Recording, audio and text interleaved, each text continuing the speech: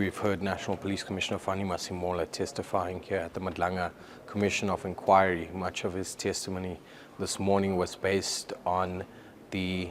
instruction to disband the political killings task team that have been investigating cases of political killings in the province of KwaZulu-Natal since the establishment in 2018, but also of recent had been sent into other provinces such as the Eastern Cape to investigate the murders at the University of Fort Hare, as well as coming into Gauteng of recent to assist the counterintelligence operation members in investigations into high-profile murders that they were looking into. Masimola coming outright to suggest that he doesn't believe that the decision taken by Police Minister Senzo Mchunu to issue an instruction to disband the political killings task team was the right one, claiming that he encroached on the responsibilities of a national police commissioner within this country, and that he believes the decision wasn't taken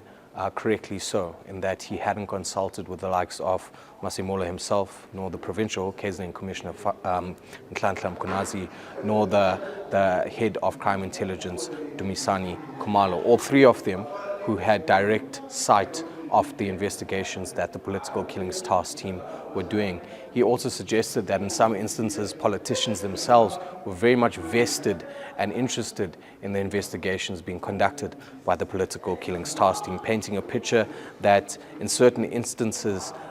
there was some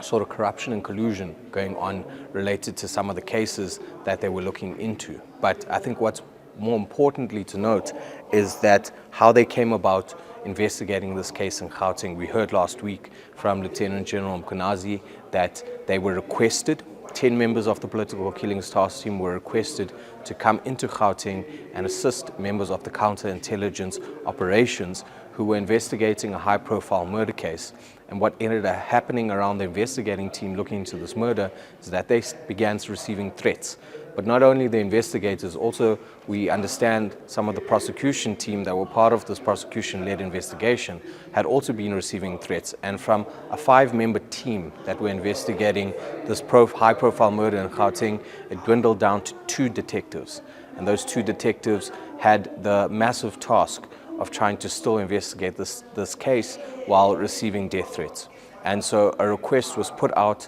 by Crime Intelligence Head Dumisani Khumalo for a team to come from out of the province, and that of KwaZulu-Natal, to assist investigators in Gauteng. And so 10 members of the political killings task team were dispatched to Gauteng to help them in that case. He goes on to say that the successes of the political killings task team are somewhat unmatched, that they had achieved many successes